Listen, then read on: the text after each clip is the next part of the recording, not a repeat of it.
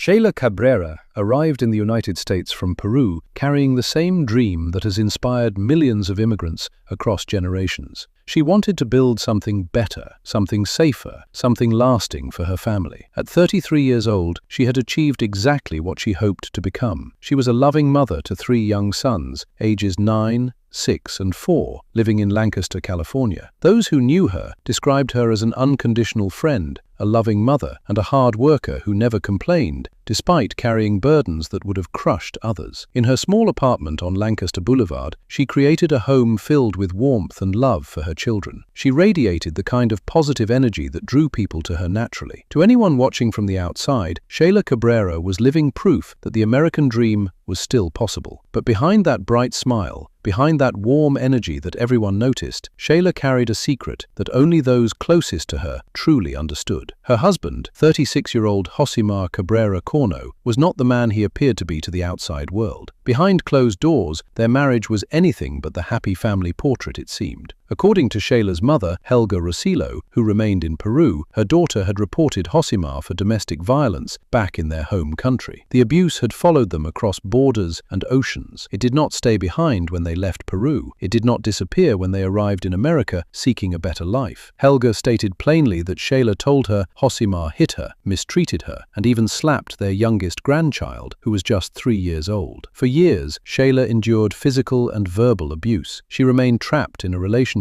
that grew more dangerous with each passing day. Her friends watched helplessly as she struggled with an impossible decision that so many victims of domestic violence face: stay and endure the violence, or leave and risk losing everything. The threat that kept Shayla trapped was not aimed at her, it was aimed at her children. Josimar had learned exactly how to control her. He knew her greatest weakness was her love for her sons, and he used it against her without mercy. Elizabeth Russo, one of Shayla's friends, explained the terrible situation Shayla found herself in. She said Shayla was just too scared because Josimar would always threaten to leave with the kids. Elizabeth believed that was her fear. If she did anything, he was going to kidnap the children. Those threats had kept Shayla trapped for years. She could endure the beatings, she could endure the verbal abuse, but she could not endure the thought of losing her boys. He knew this, he counted on this, and every time she thought about leaving, that threat hung over her like a sword. By the summer of 2025, something inside Shayla had shifted. The years of abuse had worn away her hope that things would somehow improve. Staying had become more dangerous than leaving. By early August 2025, Shayla had reached her breaking point. Friends revealed that Shayla was in an abusive relationship and had asked her husband for a divorce. This was not a decision she made lightly. She understood the danger that came with leaving an abusive partner. Statistics show that the most dangerous time for a victim of domestic violence is when they attempt to leave. But staying had become impossible. On August 9th, Shayla spoke with her parents in Peru and told them of her plans to leave Josimar and take their 3 young children with her. It was a conversation filled with both determination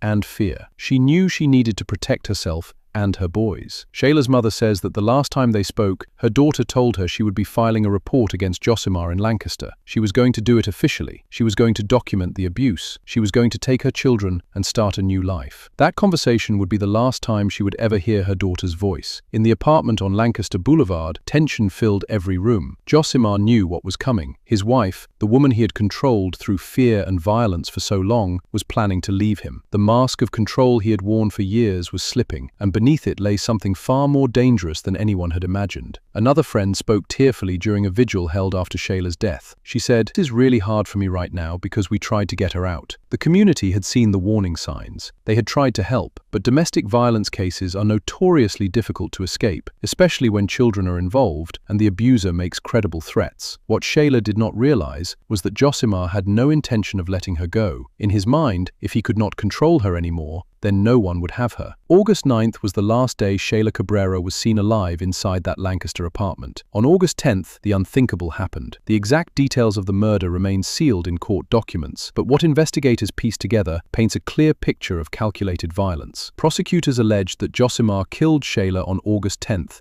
at the Lancaster apartment where they and their 3 children lived. Special circumstances filed by the district attorney's office allege that a knife was used in the killing. This was not a crime of passion. This was not a momentary loss of control. This was deliberate. This was final. Somewhere in that apartment were 3 young boys, unaware that their mother was being murdered by their father. 3 innocent children who would have their childhood shattered, their mother stolen from them in an act of unthinkable cruelty. After killing Shayla, Josimar had to hide what he had done. He wrapped her body carefully in a large piece of material, fabric, that would later match exactly what investigators found in surveillance footage. He moved methodically, a man operating on autopilot, with dark purpose rather than panic. In the early morning darkness of August 10th, still hours after the murder, Josimar began the process of covering up his crime. The apartment complex was quiet. Most residents were asleep. He likely thought no one would notice what he was about to do, but someone did. A neighbor returning home from a night shift, around 2:40 in the morning, witnessed something that would later prove crucial to the investigation. Norbalese Mariana spotted Josimar cleaning out the trunk of the family's car in the middle of the night. She told reporters it was strange. She said, "I work those days, and I know there's nobody around at that time, and cleaning a trunk, I thought it was scary." She did not know it then, but she was watching a man prepare to dispose of his wife's body. What happened next was captured on camera, a moment frozen in time that would seal Josimar's fate. Surveillance footage from a neighbor's Ring doorbell camera recorded something that would become the centerpiece of a murder investigation. In the grainy video, time-stamped around 4 a.m. on August 10th, a figure can be seen struggling with a heavy wrapped bundle. The footage showed a man dragging something that clearly contained significant weight, pulling it across the ground with obvious effort. The object was wrapped carefully in fabric to conceal what lay inside. What the camera captured was Josimar Cabrera dragging his wife's body from their apartment. He loaded Shayla into the trunk of the family car and drove her to the Angeles National Forest, a vast wilderness area about an hour north of Lancaster. The forest, with its steep canyons and remote embankments, stretches for miles of rugged terrain. It had become, tragically, a dumping ground for those trying to hide terrible crimes. Josimar navigated the dark roads leading into the forest. When he found a suitable location, he pulled Shayla's body from the trunk and threw her over the side of an embankment, discarding her among the brush and rocks,